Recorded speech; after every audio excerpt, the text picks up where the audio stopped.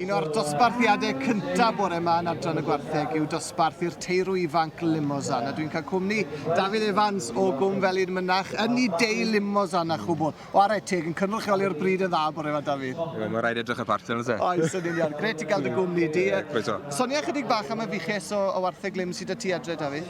Wel, wedi dechrau'r fiches rhyw 20 mlynedd nôl ben awr. Cadw rhyw 20 o wartheg. Rhedeg nhw'n gymrsial dwi'n. Gwerthu ambell i darw gytre, ond gwerthu da stor yw'r bara menyn. So, sy'n mlaen dy fi. A le wyt ti'n gwerthu rheini wedyn? Adre neu wyt ti'n mynd nhw'r farchnad? Adre, marchnad Caerfyrddin neu Aberhonddu. Rhywbeth o la, ni'n treol mynd nhw. Pan penderfynu ti'n mynd am y lims blynydde nôl? Beth ddath y ddenu di at y bryd, David?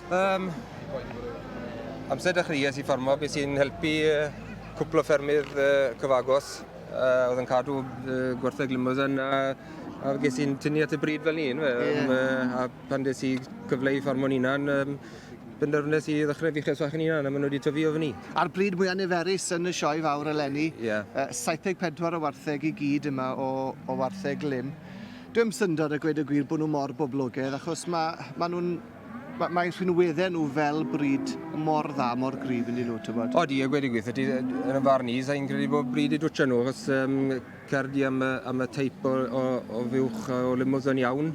Mae'n fiwch rhwydd i gadw, mae'n lloian rhwydd, mae'n carco un yna dda, a maen nhw yn pesgu ar borfa.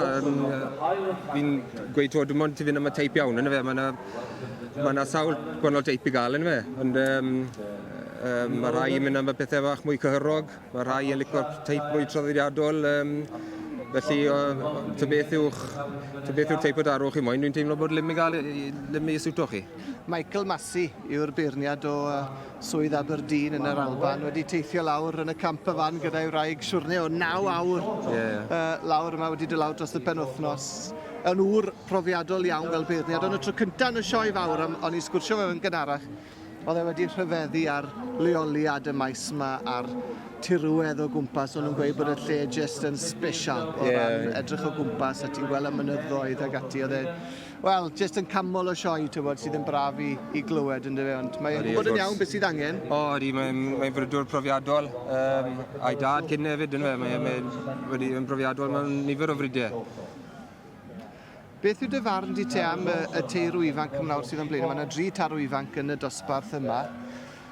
Dyw Michael Massey ddim am fynd am rhywbeth rhy drwm, wedi rhy fawr. Dwi'n eisiau rhywbeth sydd wedi cael ei bwsio normodol, ond... Na, ni'n credu dwi'n cytuno gyda fyna.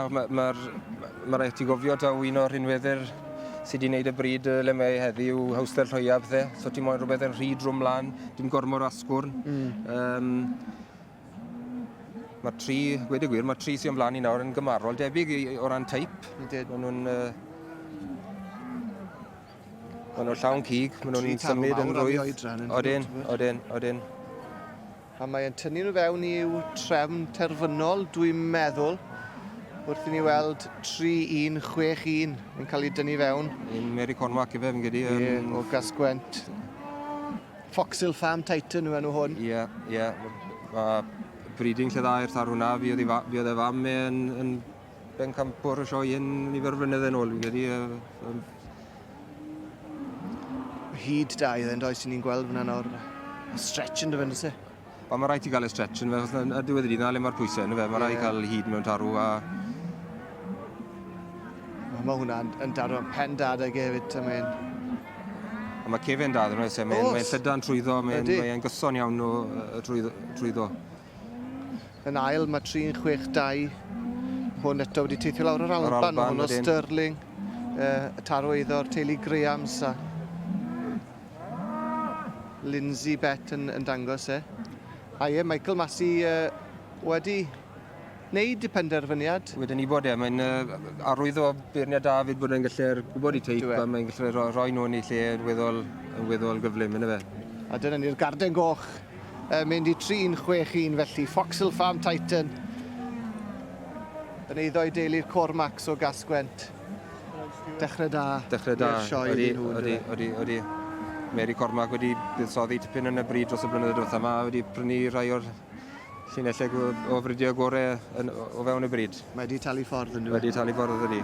Dafydd, am y tro, diolch o galon i ti. Croeso.